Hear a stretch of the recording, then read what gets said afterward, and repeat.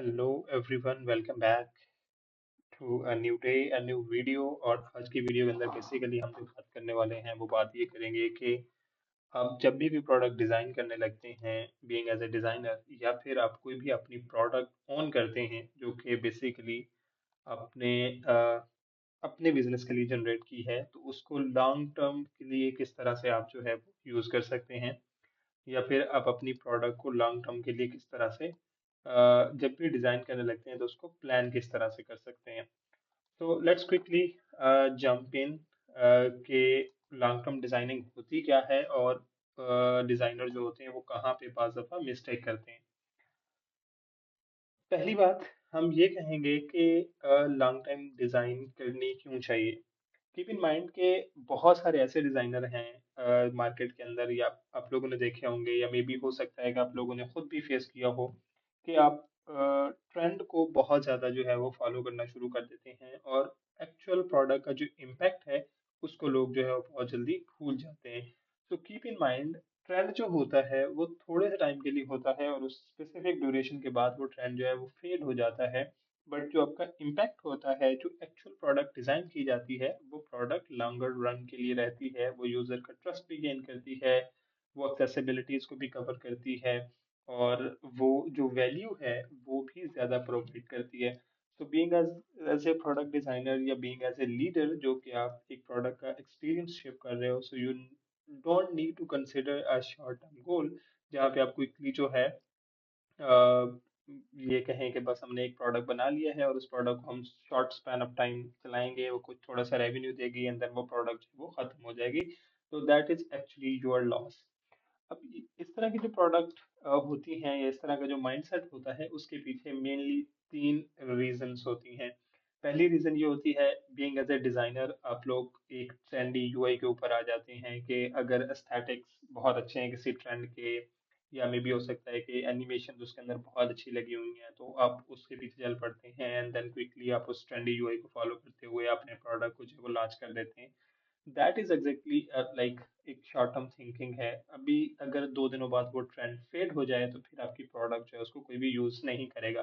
तो एक्चुअली आपने क्या किया था कि आपने एस्थेटिक्स को क्लैरिटी के ऊपर लेके आए थे, जिसकी वजह से आपका जो यूजर है उसके लिए कैग्निटिव फ्रिक्शन बढ़ गया है, कैग्निटिव लोड बढ़ गया है, और उसकी वजह से आपका प्रोडक्ट प्रोडक्ट जो है वो लॉस के अंदर जा रहा है, राइट। दूसरी जो चीज होती है वो होती है ग्रोथ हैक्स। ऐड चला लिए, कुछ स्पेसिफिक एक थोड़ा सा डाटा जो है वो चर्न के अंदर डाल के फेक तरीके से यूजर का ट्रस्ट लेने की कोशिश की गई है, एक्विजिशन के कुछ फेक टैक्टिक्स जो है वो यूज किए गए हैं, जो कि अगेन थोड़े से टाइम के लिए, 1-2 दिन, 1 महीना, 1 साल के लिए आपका प्रोडक्ट तो यूज करेंगे, but end of the day उनको जब कोई भी अपना बेनिफिट नजर नहीं आएगा तो वो उसको छोड़ के चले जाते हैं। And then same third point होता है मैनिपुलेटिव टैक्टिक्स।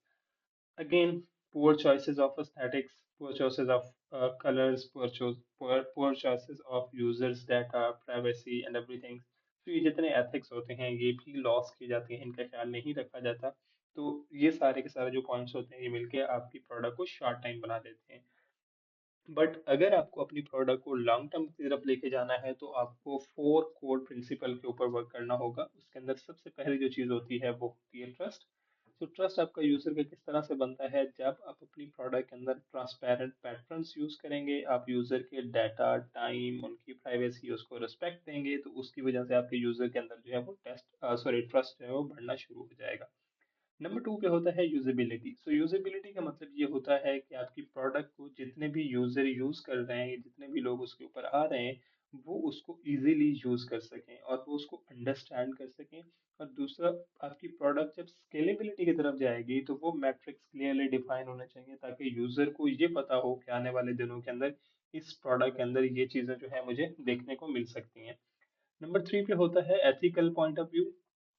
तो एथिकल पॉइंट ऑफ व्यू क्या होता है कि जो भी आपकी प्रोडक्ट होती है उसके अंदर जो कंसेंट है, जो प्राइवेसी है, जो फेयरनेस है, जो आपकी टर्म्स एंड कंडीशन है, जो डिग्निटी है, वो यूजर को क्लियरली आपने दिखानी है, और यूजर को क्लियर पता होना चाहिए कि वो किस प्रोडक्ट को यूज कर रहा है और उसका एंड ऑफ द रिजल्ट क्या हो सकता है।